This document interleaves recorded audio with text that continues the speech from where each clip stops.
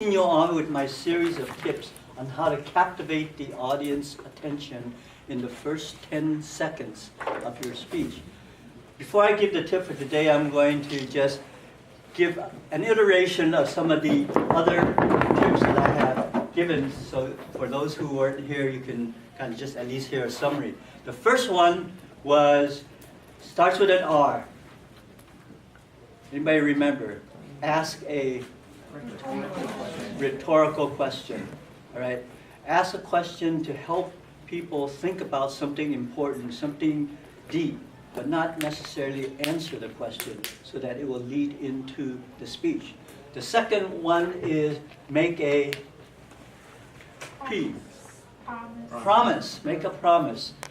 Promise them what you're going to deliver, something that they really want, and you will get their attention and will lead them into your speech. The next two starts with an S.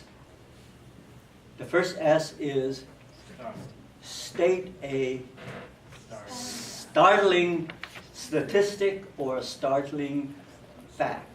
I mean a startling question, a statement, sorry. Startling fact or a startling statement. The second S is create suspense. Oh yeah, he has good notes. Create suspense. You remember these by RPSS, running past slithering snakes. Okay, that will help you remember the acronym, RPSS. The other tip I gave started with a V. It was to show a visual, right? A visual related to your speech. Then the last one I talked about was to use H. Humor. Use humor. So V, H, and then the tip for today starts with a P. So running past slithering snakes, very hot in pace, in a very hot pace. So you can remember RPSS, VHP. The P stands for take a poll of the audience. Begin by immediately asking a question that will take a poll. For example, by a show of hands, how many of you are an accountant? I see one, see? And if you're talking about accounting, then that would be a good way to do it. But make sure when you take a poll, it's not something that the audience have to think about or have to decide. It's something they already know. Like how many of you were born in a foreign country, or how many of you speak English as a second language. And especially the poll should be related to what you're talking about.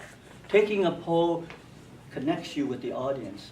Also helps the audience to focus on what you're going to be talking about and make sure that they can think about it right away and don't have to make a decision. When you take a poll, you'll have an idea of what is or who is in the audience, and you can relate better with them, especially if it's related to what you're talking about. So remember, RPSS, VHP, running past slithering snakes in a very hot pace, very hot pace, right?